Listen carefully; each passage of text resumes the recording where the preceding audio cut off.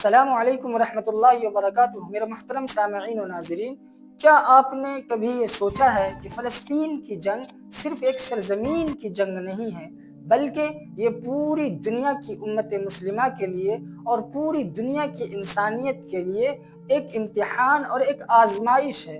آج اسرائیل کی طاقت، فلسطین کی تباہی و بربادی اور اس پر پوری دنیا کی خاموشی کو دیکھ کر لوگ یہی کہہ رہے ہوں گے اور یہی سمجھ رہے ہوں گے کہ شاید تقدیر یہی ہے، حالانکہ حقیقت اس سے بالکل الگ ہے۔ اس لیے کہ فلسطین یہ صرف ایک سرزمین کا نام نہیں ہے یا صرف ایک خطے اور ایک علاقے کا نام نہیں ہے، بلکہ فلسطین یہ ایک قوم کی پہچان ہے اور پوری امت مسلمہ کی عزت اور جان ہے، اور قیامت سے پہلے ہونے والی سب سے بڑی جنگ کا مرکز ہے۔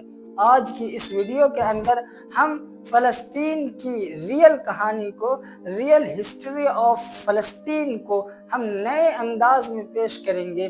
اس لیے آپ حضرات سے گزارش ہے کہ ویڈیو کو آخر تک ضرور دیکھیں۔ دنیا کی مقدس سرزمینوں کا جب ذکر کیا جاتا ہے تو ان سرزمینوں میں سرزمین فلسطین کا نام سر فہرست ہوتا ہے۔ کیوں؟ اس لیے کہ سرزمین فلسطین یہ وہ سرزمین ہے جہاں اللہ تبارک و تعالی نے انبیاء علیہم السلام کو لوگوں کی ہدایت اور رہنمائی کے لیے بھیجا۔ یہ وہ سرزمین ہے جہاں انبیاء علیہم السلام کے قدموں کی برکتیں پڑی۔ یہ وہ سرزمین ہے جہاں اللہ تبارک و تعالی کی برکتیں اور رحمتیں نازل ہوتی رہی۔ یہ وہ سرزمین ہے جہاں اللہ تبارک و تعالی نے حضرت ابراہیم علیہ السلام کو ٹھہرایا اور اس سرزمین کو ہمارے جد امجد حضرت ابراہیم علیہ السلام کا مسکن بنایا۔ یہ وہ سرزمین ہے جہاں حضرت یعقوب علیہ السلام اور حضرت یوسف علیہ السلام کی یادیں بسی ہوئی ہیں۔ وہ سرزمین ہے جہاں حضرت لوط علیہ السلام کی قوم پر عذاب نازل ہوا، اور یہ وہ سرزمین ہے جہاں مسلمانوں کا قبلہ اول ہے، جس کو بیت المقدس کہا جاتا ہے۔ اسی کی طرف مسلمانوں نے سب سے پہلے رخ کر کے نماز پڑھی تھی، اور یہ وہ سرزمین ہے جہاں حضور صلی اللہ علیہ وسلم نے تمام انبیاء علیہم السلام کی امامت فرمائی تھی، اور اسی سرزمین سے آپ صلی اللہ علیہ وسلم آسمانوں کی سیر پر روانہ ہوئے۔ اتنی فضیلت و اہمیت رکھنے والی سرزمین کو ہمیشہ سے ظلم و ستم اور جبر و تشدد کا سامنا رہا ہے، اور یہاں کے مظلوم لوگوں کے خون سے ہولی کھیلی جاتی رہی ہے۔ لیکن ہر دور کے اندر اللہ تبارک و تعالیٰ کے ایسے نیک بندے کھڑے ہوئے جنہوں نے ان مظلوموں کی مدد کی اور عدل و انصاف کیا، اور ان کے ساتھ شانہ بشانہ ہو کر لڑے، اور ہر زمانے کے اندر اللہ تبارک و تعالیٰ ایسے نیک بندے کو کھڑے کرتے رہے۔ تو اس سے پتہ چلتا ہے کہ یہ سرزمین اللہ کے وفادار کی امانت۔ اب ذرا ہم یہودیوں کی تاریخ کو جاننے کی کوشش کرتے ہیں۔ اس کو جاننے کے لیے ہمیں ہزاروں سال پیچھے جانا پڑے گا، کیونکہ یہودیوں کی تاریخ حضرت ابراہیم علیہ السلام سے جڑی ہوئی ہے۔ اللہ تبارک و تعالیٰ نے جب حضرت ابراہیم علیہ السلام کو امتحان اور آزمائش میں ڈالا تو حضرت ابراہیم علیہ السلام کا مسکن اللہ تبارک و تعالیٰ نے فلسطین کو بنایا۔ حضرت ابراہیم علیہ السلام کے دو بیٹے تھے، حضرت اسحاق علیہ السلام اور حضرت اسماعیل علیہ السلام۔ آگے چل کے ان دونوں بیٹوں کو اللہ تبارک و تعالیٰ نے نبوت سے سرفراز فرمایا۔ پھر حضرت اسحاق علیہ السلام کے ایک بیٹے تھے حضرت یعقوب علیہ السلام، ان کو بھی نبوت سے سرفراز کیا گیا۔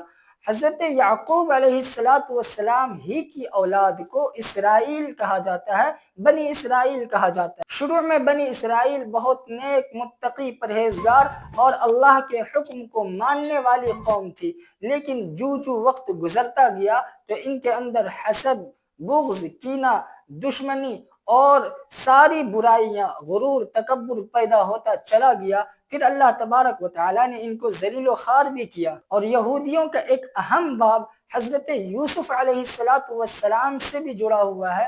حضرت یوسف علیہ السلام کو جب ان کے بھائیوں نے دشمنی اور بغض اور حسد کی وجہ سے کنویں میں ڈال دیا تھا، پھر مصر کے بادشاہ کے خواب کی تعبیر کے ذریعے سے حضرت یوسف علیہ السلام کو بلندی نصیب ہوئی، تو حضرت یعقوب علیہ السلام اپنے تمام گھر والوں کو لے کر مصر میں چلے گئے اور وہاں جا کر بس گئے۔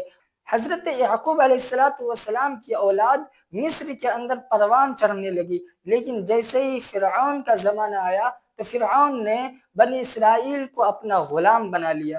جب بنی اسرائیل کو فرعون نے غلام بنا لیا اور ان کے اوپر ظلم و ستم کرنا شروع کر دیا، تو اللہ تبارک و تعالی نے حضرت موسیٰ علیہ السلام کو بھیجا تاکہ وہ بنی اسرائیل کو فرعون کے ظلم و ستم سے نجات دلائے۔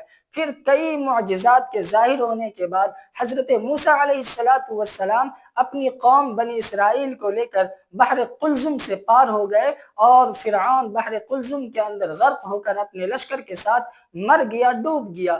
اب جب حضرت موسیٰ علیہ السلام بحر قلزم سے پار ہوئے تو حضرت موسیٰ علیہ السلام نے اپنی قوم بنی اسرائیل سے کہا کہ چلو فلسطین کے علاقے میں۔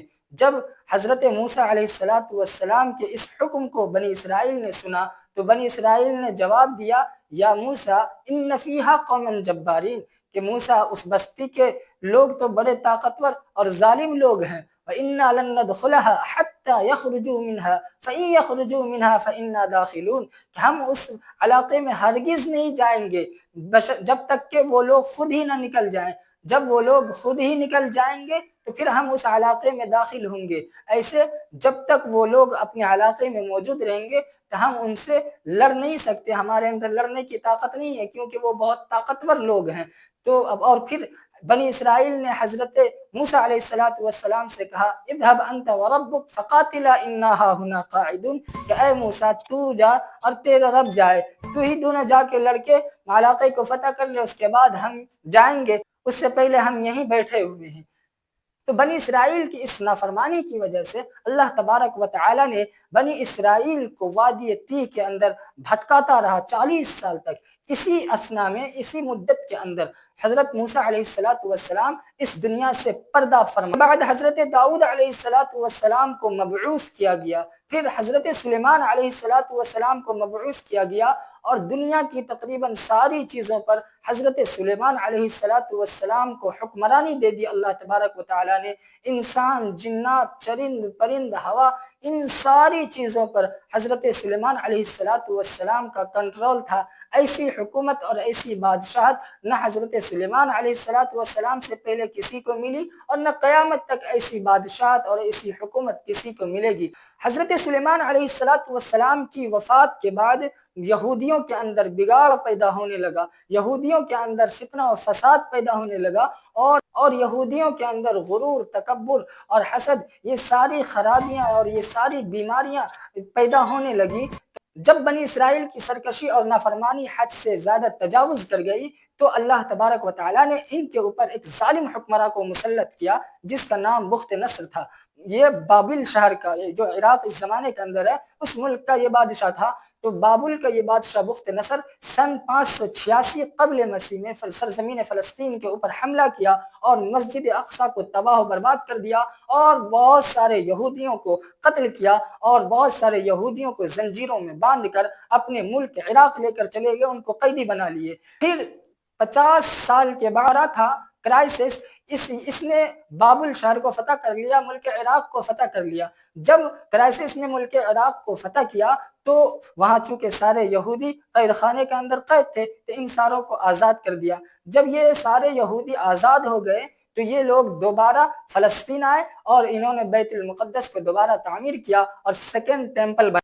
پھر رہتے رہتے ان کے اندر اور زیادہ بگاڑ پیدا ہونے لگا، انہوں نے نافرمانی اور سرکشی نہیں چھوڑی۔ جب ان کی سرکشی اور نافرمانی حد سے زیادہ تجاوز کر گئی اور انہوں نے انبیاء علیہ السلام کو بھی نہیں چھوڑا، ان کو بھی شہید کرنے لگے، تو پھر 70ویں عیسوی کے اندر رومین نے ان کے اوپر حملہ کیا اور مسجد اقصیٰ کو تباہ و برباد کر دیا، اور سیکنڈ ٹیمپل کو بھی جلا کر خاکستر کر دیا، اور بہت سارے یہودیوں کو قتل کر دیا، اور سارے یہودیوں کو پوری دنیا کے اندر بکھیر دیا۔ یہی وجہ ہے کہ آج تک یہ سارے یہودی دنیا کے اندر کہیں بھی चैन और सुकून के साथ नहीं रह। इधर हमारे प्यारे नबी सल्लल्लाहु अलैहि वसल्लम इस दुनिया के अंदर तशरीफ लाए। आप सल्लल्लाहु अलैहि वसल्लम की तशरीफ आवरी से यहूदियों के अंदर खलबली मच गई, क्योंकि यहूदी यही समझ रहे थे कि हमारे दरमियान में ही आखिरी नबी पैदा होंगे, लेकिन ये तो बनी इस्माइल में आखिरी नबी आ गए। तो उनके अंदर इस्लाम की दुश्मनी कूट कूट के भर, फिर उन्होंने इस्लाम के खिलाफ साजिशें रचना शुरू कर दी। हुजूर सल्लल्लाहु अलैहि वसल्लम के विसाल के बाद जब हज़रत उमर रज़ी अल्लाह तआला अन्हु के दौरे हुकूमत में इस्लामी हुकूमत की बुनियाद मजबूत हो गई और इस्लामी हुकूमत दूर तक फैल गई, तो इस्लामी फ़ौजों ने सरज़मीन फ़लस्तीन पर हमला किया।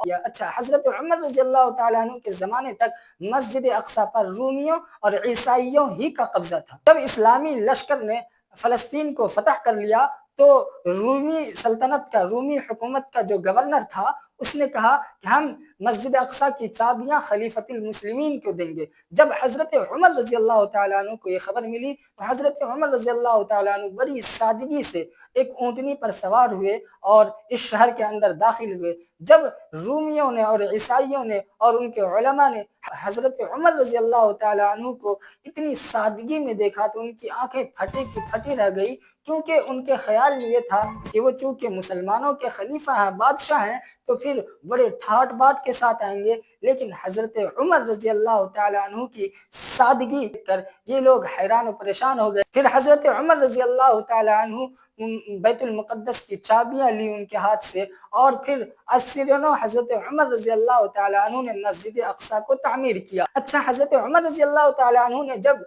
सरज़मीन फ़लस्तीन को फ़तह किया, तो वहाँ जो पहले से ईसाई मौजूद थे या उनके गिरजाघर या इबादत खाने जितने भी मौजूद थे, उनको ज़र्रा बराबर नुकसान नहीं पहुँचाया, बल्कि सारे ईसाइयों को अपने मज़हब के ऊपर चलने की उनको आज़ादी दी। और हज़रत उमर रज़ी अल्लाह तआला अन्हु ने अदल व इंसाफ की ऐसी मिसाल कायम की कि दुनिया आज तक और क़यामत तक उसकी नज़ीर पेश करने से आजिज़ व क़ासिर रहे। फिर 1099 ईस्वी के अंदर सलीबियों ने, ईसाइयों ने मस्जिद अक़सा के ऊपर हमला किया और इस्लामी फ़ौज को शिकस्त दे दी और मस्जिद अक़सा को अपने कब्ज़े में ले लिया। फिर हज़रत सुल्तान सलाहुद्दीन अय्यूबी रहमतुल्लाह अलैह अपनी हिकमत अमली से, अपनी बहादुरी से सरज़मीन फ़लस्तीन के ऊपर हमला किया और सरज़मीन फ़लस्तीन को अपने कब्ज़े में ले लिया, रूमियों के कब्ज़े से छुड़ा। ये 1187 का वाक़या है। 1187 के अंदर सुल्तान सलाहुद्दीन अय्यूबी रहमतुल्लाह अलैह ने बड़ी हिकमत अमली से मस्जिद अक़सा को अपने कब्ज़े में लिया और बड़ी बहादुरी। उसके बाद तकरीबन 750 साल तक सरज़मीन फ़लस्तीन और मस्जिद अक़सा मुसलमानों के कब्ज़े में रही। फिर 1917 के अंदर बरतानिया ने, ब्रिटिश ने यहूदियों के साथ मिलकर इस्लामी फ़ौज को, इस्लामी लश्कर को शिकस्त दे दी और मस्जिद अक़सा के ऊपर कब्ज़ा कर लिया। और आज तक फ़लस्तीन के अंदर ये जंग जारी है और मस्जिद अक़सा के ऊपर जंग चल रही है। और आज के ज़माने में चंद 1-2 साल के अंदर इसराइल ने कितनी तबाही मचाई है फ़लस्तीन के अंदर, और इसके ऊपर सारी दुनिया, पूरी दुनिया की इंसानियत खामोश बैठी हुई है, सारी दुनिया चुप बैठी हुई है। ये इंतहाई मज़हक़ ख़ेज़ बात है। अल्लाह तबारक व तआला हमारे फ़लस्तीनी मुसलमान भाइयों की हिफाज़त फ़रमाए। आमीन।